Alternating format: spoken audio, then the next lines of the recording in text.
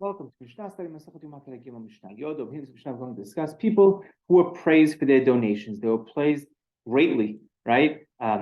Favorably for what they did. And let's see who we remember till this very day. And they made it into our Torah Shabbat, into our Mishnah for some of their great donations that they provided for the Bet HaMikdash.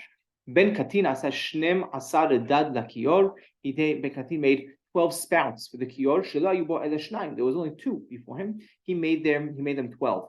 And if you remember, when we had the lottery in the morning for the people, the Kohanim that were working with the Korban Tamid, there were 13 people. One of those people was someone who was doing shahita. So there's 12 people left, right? The shahita could be done by Israel. So there's 12 people left, Kohanim, who needed to wash their hands, and they could all wash at the same time.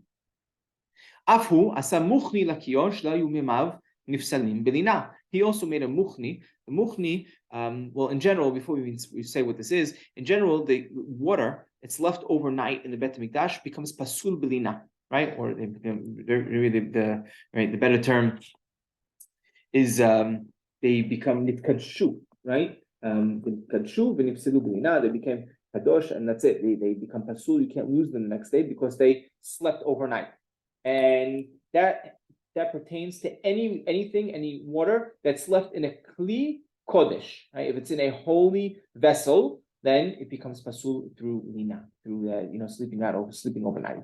Now, what did Ben Katin do? He made a mukhni, right? The way Rambam explains this is he made a mundane vessel on top of the kior that would hold all the water. So it's a clear hole. So if you have the kior on the bottom, you would have a mundane vessel on top that would hold the water, and they would open that, right? Let it, every morning, let it, drip in or pour it into the kior. Therefore, they don't have just tons of water sitting in the kior and becoming pasul overnight.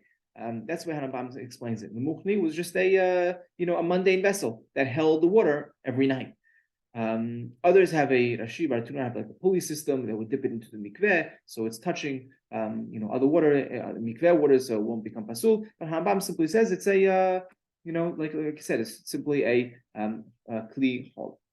Munbaz HaMelech, right? King Munbaz, asa kol yadot hakelim shel Yom Kippurim shel zahav. He made all of the handles of the utensils, right? The ladle, the knives, whatever it may be, right? Anything that was used on Kippur, he made those handles out of gold. Hilni Imo, right?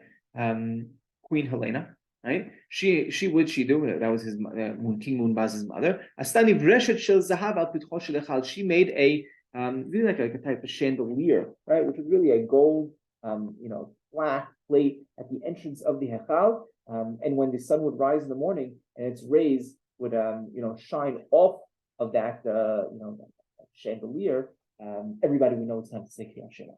Api, right? What else did she do? She made a tabla, right?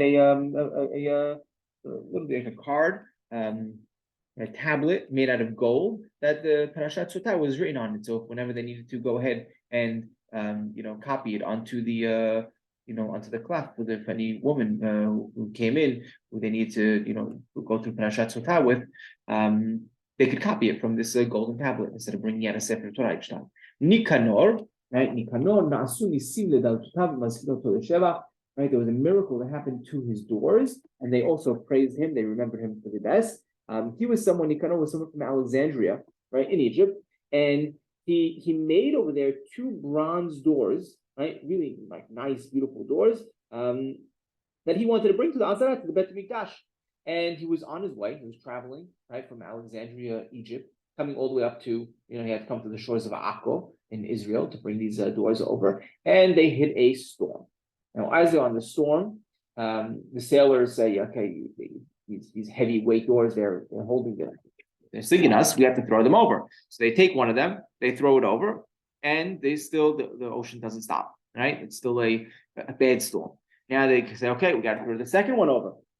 And Nikanor says, not happening. He ties himself to the door and says, if you throw the door over, you're throwing me with the door. And as soon as he says that, the ocean calms down and they continue sailing.